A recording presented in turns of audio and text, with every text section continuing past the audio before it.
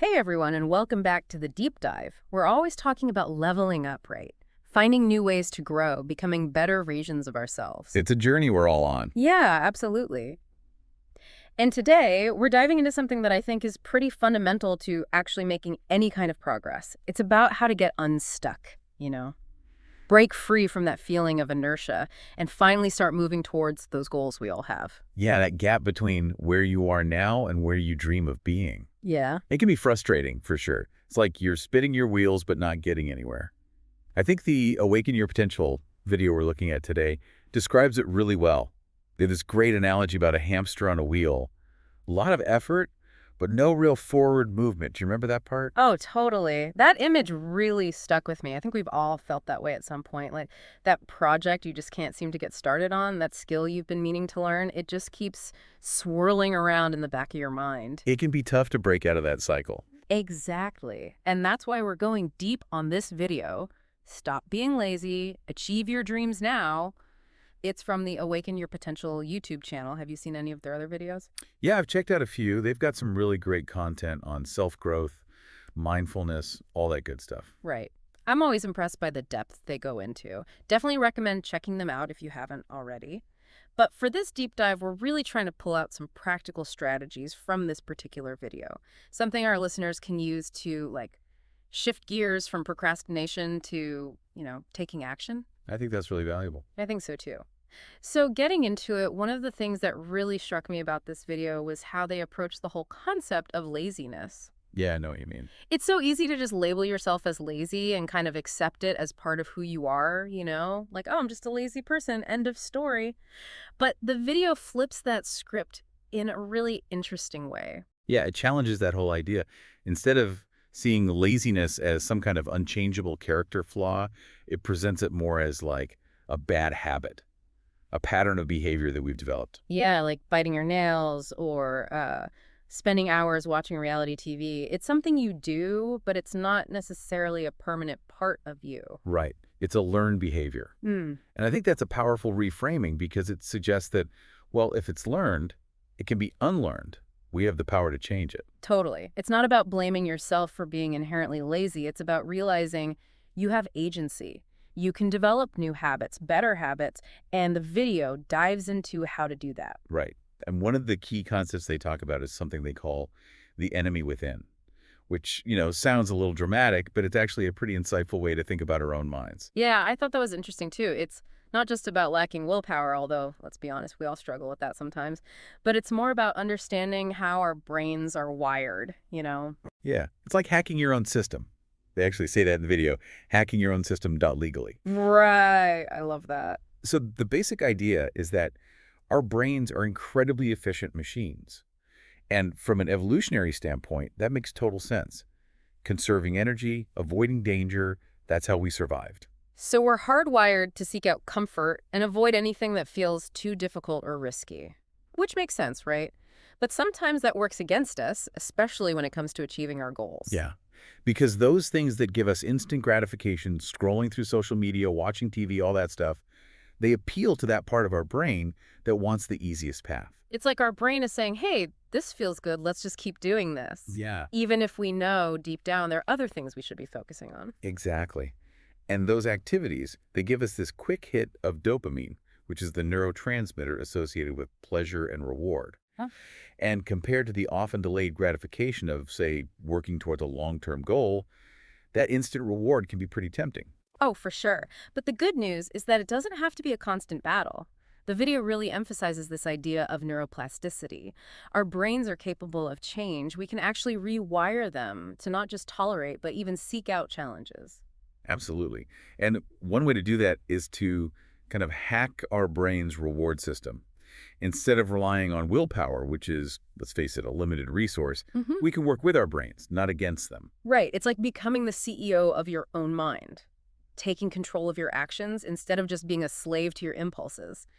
But okay, let's be real. I think a lot of us, when we set these big goals, it can feel really overwhelming. You look at this huge mountain you want to climb, and it's just like, where do I even begin? Yeah, you get that sense of this is impossible. And the video points out that a lot of times we're so focused on the end result, the finished product, that we don't break down the process into smaller, more manageable steps. Right. We get stuck in that all or nothing thinking. It has to be perfect or it's not worth doing. Exactly. And the solution is actually pretty simple. Break it down. Take those massive goals and chop them up into bite-sized pieces. Instead of write a novel, it's write for 15 minutes today. Instead of run a marathon, it's go for a 5-minute walk. I love that. It's all about progress, not perfection. Exactly. Yeah. Each step forward, no matter how small, builds momentum. And, more importantly, it builds your confidence. You start to believe that you can actually do this. And celebrating those little victories along the way, that's crucial. Oh, yeah. Those little wins are like fuel for the fire. They make you want to keep going. Totally. It becomes a positive feedback loop. And the video also highlights the importance of routines in this whole process, because willpower, as we've said, can be pretty unreliable. But routines offer a more stable framework. Routines. Yeah. Routines. Think of willpower as like a fickle friend. Sometimes it shows up, sometimes it doesn't. But routines, they're always there for you. Okay, I'm intrigued. How exactly do routines help with overcoming laziness and procrastination? Well, when you create a routine, you're basically automating certain actions. You don't have to think about them. You just do them. Like making your bed every morning, or drinking a glass of water first thing when you wake up, or maybe reading for 15 minutes before bed. So these small actions, they become automatic. Yeah, exactly. And the cool thing is that these small, seemingly insignificant actions can actually trigger a ripple effect. You start with one small routine, and then it becomes easier to add another and another. Over time, these routines become habits, almost like non-negotiable parts of your day. Oh, wow. It's like building a foundation, brick by brick. But the video goes even deeper, right? It talks about how these routines actually strengthen neural pathways in our brains, making it easier to stick to our goals over the long term. Right. It's like carving a path through a forest. The more you walk that path, the clearer and more defined it becomes. The same thing happens with our brains. The more we repeat a behavior, the easier it becomes. That's fascinating. Okay, now I have to ask about this 2-minute rule. The video talks about this as a way to overcome that initial resistance we feel when faced with a task that just seems too big or too daunting. Ah, yeah. The 2-minute rule. It's such a simple concept, but so effective. Basically, the rule is if something takes less than 2 minutes to do, just do it. Immediately. Don't think about it, just do it. Like what kinds of things? Oh, it could be anything. Sending a quick email, washing a couple of dishes, writing the first sentence of that report you've been putting off. Anything that you can knock out in 2 minutes or less. Okay, I'm starting to see how this works. Right, because the hardest part is often just getting started. Once you've taken that first step, the momentum starts to build. It's like you're tricking your brain into taking action. It's like that old saying, the journey of 1,000 miles begins with a single step. Okay, so we've talked about routines, we've talked about the 2-minute rule, but what about motivation? How do we keep ourselves motivated when things get tough? Well, the video makes a really important point. Motivation isn't some magical, unlimited resource. It needs to be fueled, just like a car needs gas. And one of the best ways to fuel motivation is through rewards. Rewards. I like the sound of that. But I think a lot of people have this idea that rewards have to be these big, extravagant things, like a fancy vacation or a new car. Yeah, not necessarily. It's really about finding those little things that bring you joy. The video gives some great examples. A cup of your favorite coffee after you finish a task, an episode of your favorite show after a workout, even just taking a few minutes to listen to some music you love. Oh, yeah, those are good ones. It's about creating a positive association between effort and pleasure. Like, if I do this, I get to enjoy that. Exactly. And there's a neurological basis for this, too. When we experience something pleasurable, our brains release dopamine. And that dopamine hit reinforces the behavior that led to the reward. So by consciously linking our goals with positive experiences, we're hacking our brain's reward system to work in our favor. So it's not just about pushing through, it's also about celebrating our wins, big and small. Absolutely. And that leads to the last key point from the video. Overcoming laziness and procrastination, it's not a destination, it's a journey. There are going to be ups and downs, days when you're feeling super motivated, and days when you just want to hit the snooze button. Yeah, I think it's important to acknowledge that we're not going to be perfect all the time. Right. And the video talks about how important it is to reframe those moments when we stumble.